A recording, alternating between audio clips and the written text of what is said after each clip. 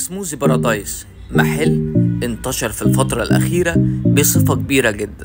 النهاردة هنشوف ايه سبب الانتشار ده، ويلا بينا نبدأ الفيديو معانا. معداكم بكل اسبوع بفرع جديد. النهارده فرعنا 17 في الخصوص. ريفيو جديد وفيديو جديد من دوحة.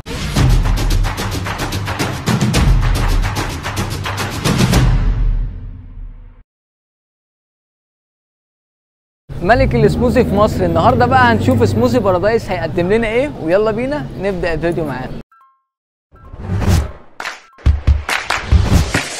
قول يا دوحة. فريسكا حلويات حلواني يا بندق، مش على الشطو بس. هنجرب بقى اول حاجه معانا وهي الفريسكا الدارك تشوكليت. الفريسكا دي عامله لها 35 جنيه. هنشوف بقى اول حاجه معانا العجينه بتاعتها زي ما انتم شايفين كده. هنشوف بقى الطعم بتاعها. بسم الله.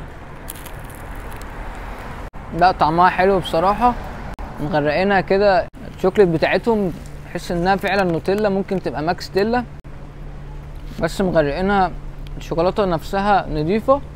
كمان العجينه بتاعتهم حلوه بالنسبه برضو لسعرها، فهي مش غاليه. هنشوف بقى اللي بعد كده معانا ويلا بينا ندخل على المرزرز، رزرزه مزرزره. تاني حاجه بقى نجربها معانا وهي رزرزه مزرزره. رزرزه مزرزره دي بقى عباره عن ايه؟ هو اسمها غريب شويه، بس هي حاجه ايه، يعني زي عارفين الكورن فليكس، هو حاجه كريسبي. نشوف بقى هو بيعمل الرزرزه مزرزره، وهي طبعا بتبقى فريش وزي ما انتم سامعين كده صوتها. وكمان بقى يحط لك دارك شوكليت او وايت شوكليت، وطبعا بيغرقها لك صوص كده زي ما انتم شايفين، يعني كذا نوع واحلى طعم. عباره عن في منها شوكليت وفي منها دارك وفي منها كذا نوع، ودي يعني سعرها 30 جنيه. هنشوف بقى السعر برضو بالنسبه للحاجه دي هل فعلا تستاهل، وانا شايف برضو انها مش غاليه. هنشوف بقى طعمها كده معانا. بسم الله. بالنسبه لسعرها حلو جدا، وفي نفس الوقت نفس برضو اللي انا كنت متخيله. نفس الوقت يعني نفس الحاجات الكريسبي اللي بتتباع، اللي هي زي كورن فليكس والحاجات دي، هو نفس الفكره، وحاطين عليها وايت شوكليت.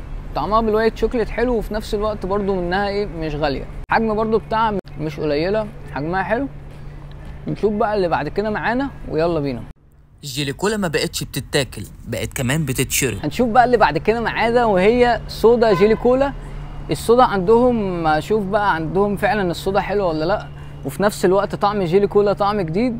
واي صودا عندهم تقريبا كانت ب 45 جنيه. وهنشوف بقى الصودا بتبقى مركزه كده من تحت. هنشوف طعمها معانا وبسم الله. طعم الجيليكولا فعلا طعمها حلو قوي. عايزه تتقلب بس عشان يبقى كل الجيليكولا. فكرتني بطعم الجيليكولا اللي كنت باكلها زمان، نفس الطعم فعلا. والصودا برضو مش هقول لك قويه قوي، بس صودا كويسه يعني. حتى الصودا زي ما انتم شايفين كمان بيعملها لك قدامك، وبيكون الصوص فريش، والصودا طبعا بتبقى فريش. وزي ما انتم شايفين بيبقوا كذا نوع، جيليكولا، بلو بيري، نعناع، وطبعا كلهم احلى من بعض. هنشوف بقى اللي بعد كده معانا ويلا نشوف اللي بعد كده معانا.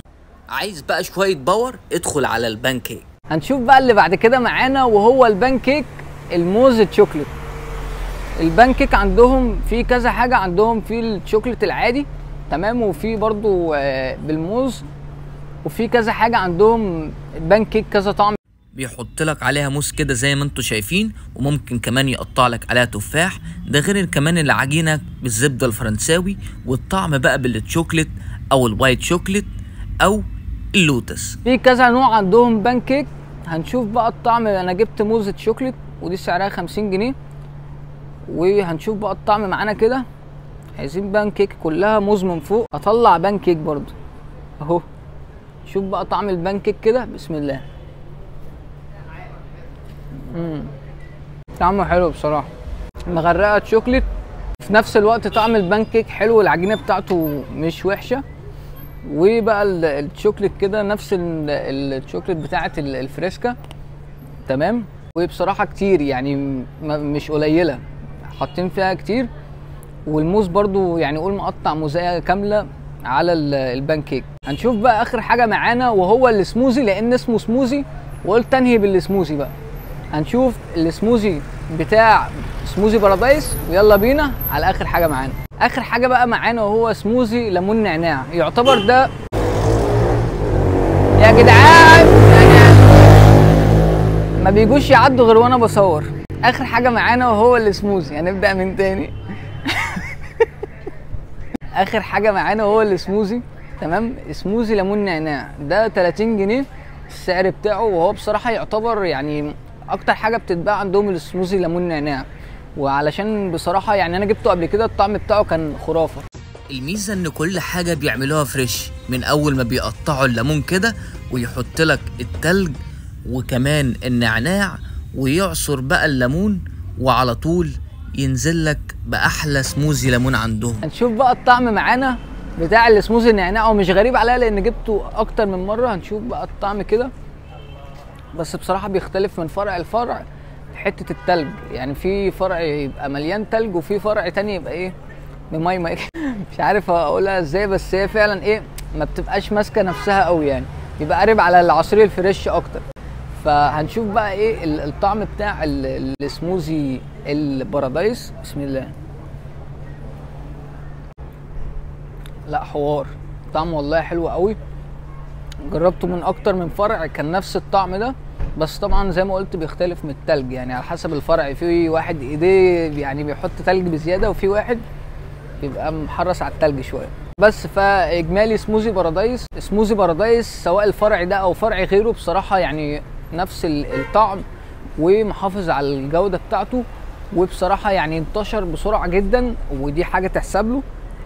في نفس الوقت في ان فكره برضو، يا رب صبرني معلش اصل انا معروف لازم 500 فرد يتفرجوا عليا قبل ما اصور. تعالى اتفرج. سبب انتشار سموزي بارادايس دي يعني نجاح قوي وماركتنج حلو جدا، ان هو فتح فروع في الفتره الاخيره حلو جدا. برضو العوامل النجاح بتاعته ان هو انتشر بسرعه جدا، وفي نفس الوقت محافظ على الكواليتي والاداء بتاعه، فيعني تحسب له. والحاجه بتاعته بصراحه حلوه جدا، سواء في الفرع في اي فرع. انا رحت النهارده فرع الزمالك، وفي فروع كتير جدا بتبقى في نفس الكواليتي بتاعته. فبصراحه يعني اوفر اول المطعم حلو جدا، او المحل ده او كتجربه يعني حلوه جدا. بس يعني دي كانت تجربه النهارده. يا رب يكون عجبكم الفيديو ده. ما تنسوش بقى تعملوا لايك واشتراك في القناه وتفعلوا زر الجرس تشوفوا كل جديد. وقول يا دوحه.